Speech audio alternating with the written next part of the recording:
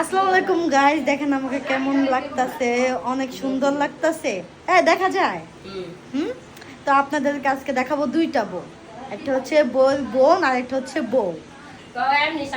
এই দেখে আমি এমনি সেজেছি, আমার অনেক শখ ছিল তাই আমি একটু সেজেছি।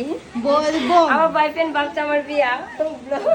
এর লাগে জন্য ব্লক করে দিছে। ছি ছি ছি আপু, আপনি যেতে পারেন। আচ্ছা আচ্ছা আপু, আপনি কি? আপনাকে তো চিনতে পারলাম না, প্লিজ একটু ডিটেইলসটা বলবেন।